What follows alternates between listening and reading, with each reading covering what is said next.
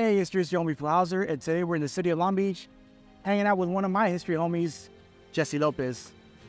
Jesse's gonna take us on a little tour of the hidden history that you can find around Long Beach, if you know where to look, here on Californiography.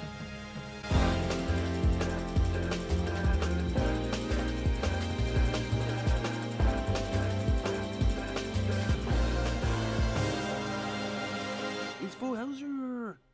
So we're starting our trip here on 3rd Street. So Jesse, why don't you tell us about the first stop on our hidden Long Beach history tour? Well, right behind us is Harvey Milk Park, and Harvey Milk Park contains a really incredible mosaic that is one of my favorites. It is the WPA's Recreation in Long Beach. Now, the interesting part about it is not just the fact that it's like one of the biggest murals here in Long Beach, a mosaic mural, but also the fact that it wasn't originally here. It was actually located somewhere else. As Jesse mentioned, the mural wasn't always found at Harvey Milk Park. Its original location was at the Long Beach Municipal Auditorium that was built in 1932 at a cost of $1.5 million and was located where the Long Beach Sports Arena now sits.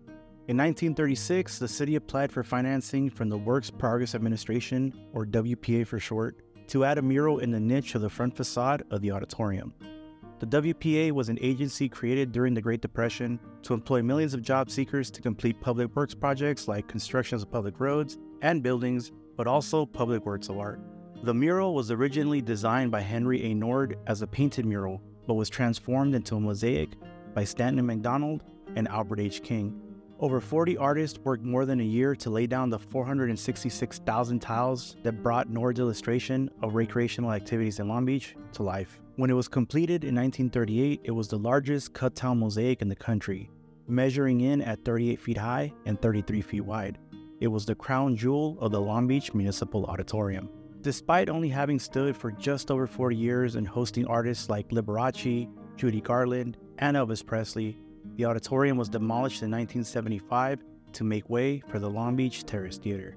However, thanks to community outcry, the mural was removed and placed in storage until it found a new home on the wall outside of the Long Beach Plaza parking structure, where it still stands today.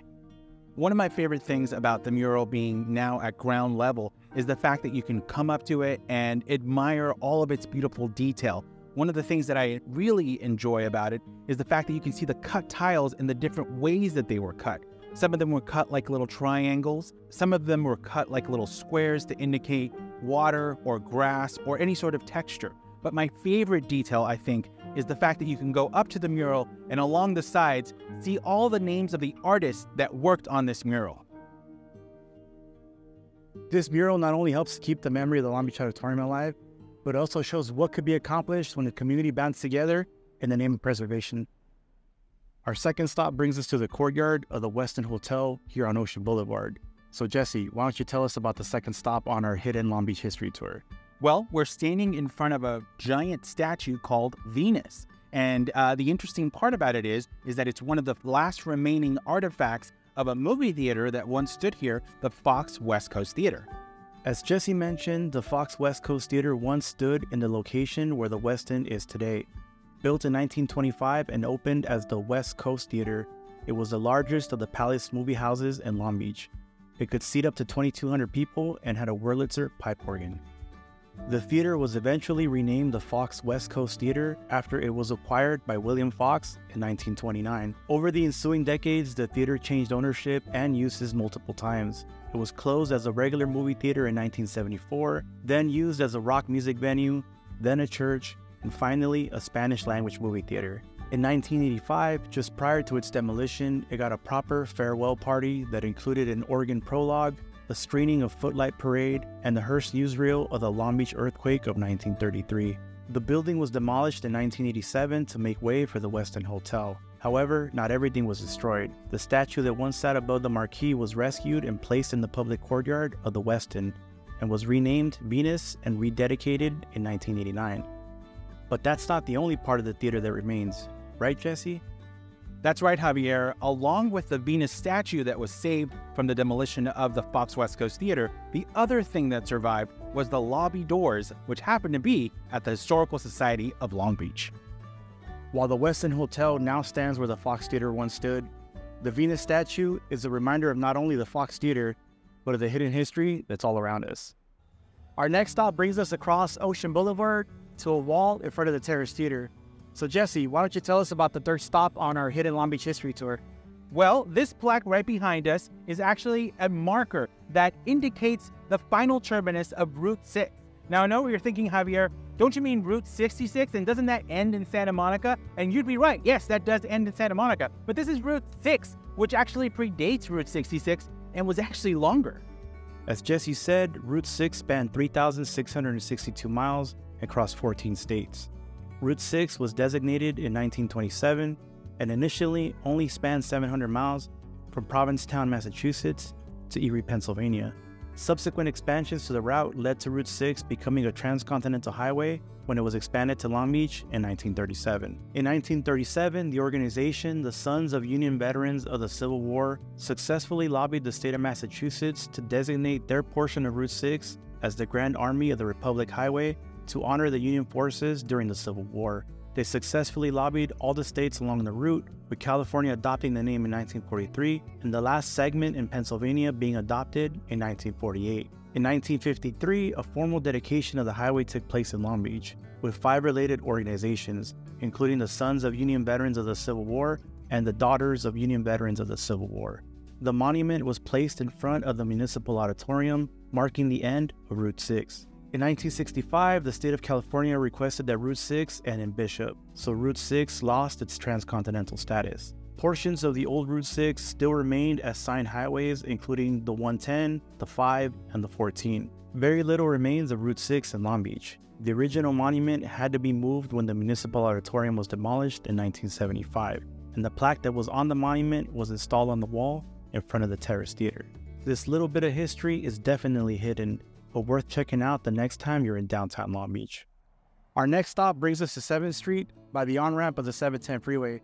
So Jesse, why don't you tell us about our last stop on our Hidden Long Beach History Tour? Well, we're standing in front of these 2 pillars that make up the archway entrance to the Willmore Heritage Garden. And the interesting part about these pillars was that they actually used to be on top of a building on Ocean Boulevard known as the Jurgens Building. Now, if the name of the building sounds familiar, that's because a certain pop star wrote a song about the tunnel underneath that building, known as the tunnel underneath Ocean Boulevard. As Jesse mentioned, the Jergins Building was located in downtown Long Beach at the corner of Ocean Boulevard and Pine Avenue. The building was built in 1919 and was known as the Markwell Building. It was 6 stories high and included a theater where Fred Astaire once performed. The building was purchased a few years later by the Jergens Oil Company, who added additional floors and an underground arcade to the building. In 1927, City Councilman Alexander Beck led an effort to build a tunnel under Ocean Boulevard through the Jurgens Arcade and connect it to the beach. So why build a tunnel? Couldn't people just cross the street? Well, Ocean Boulevard was much narrower back then, with cars and trains running up and down the boulevard. On busy weekends, up to 3,000 people an hour were crossing Ocean Boulevard to get to the beach and to the Pike Amusement Park. Mix all those pedestrians and traffic and it was a sure recipe for disaster. So the Jurgens Tunnel was opened in 1928 to allow pedestrians to safely make their way to the beach without having to play Frogger. We're standing in the approximate spot where the entrance to the Jurgens Tunnel used to be. The 181-foot Art Deco tunnel had a vaulted ceiling with a skylight and beautifully ornate tiles along the walls and floors. The tunnel was also full of vendors, selling you all kinds of things from shoe shines and soap carvings to pottery and even bathing suits, you know, in case you forgot yours. The tunnel remained open until 1964, when the city decided that it needed to widen Ocean Boulevard. Then in 1988, the Jergins Building was demolished. However, not all of it was lost. Apart from the 2 pillars that were saved and used to make the archway to the Willmore Heritage Gardens, there are still remnants of the building and tunnel on Ocean Boulevard. You can still see the driveway that was in front of the building, as well as some pillars along the sidewalk. And the tunnel is still there, it's just closed off to the public. So this little square structure you see behind me is actually the tunnel, and we're standing where the building used to be. Just over here where the convention center is, the ocean and the sand used to be right there. Unfortunately, despite being close to the public, people have broken into the tunnel and vandalized it. But luckily, Jesse got a chance to go into the tunnel and document it a few years back. Just look at that beautiful tile. The tunnel recently gained new attention thanks to Lana Del Rey's album did you know there's a tunnel under Ocean Boulevard, which Jesse may or may not have been responsible for? Okay, Javier. Well, I'm not saying that I inspired her to write, did you know that there's a tunnel underneath Ocean Boulevard? But I think I got a little bit of a confirmation of that the other day when she used snippets of my voice in her Coachella performance. So, Lana, if you're watching this, I'm extremely flattered, and if you want inspiration for your next song, let me know because I have tons of undiscovered Long Beach history for you to write your next song. There is a plan to preserve and reactivate the Jurgens Tunnel by turning it into a speakeasy as part of the Hard Rock Hotel project that's going up on the former site of the Jergins Building. So we'll all once again have access to the history and beautiful architecture of the Jurgens Tunnel. Thank you for joining me on today's trip to the city of Long Beach to learn some of its hidden history. And big shout out to the history homie Jesse Lopez for showing us around. Please make sure to like and subscribe. I would really appreciate it. Until next time when we, because remember, it's you and me, continue to explore the history that can be found in this great big backyard of ours called California. All right, see you soon.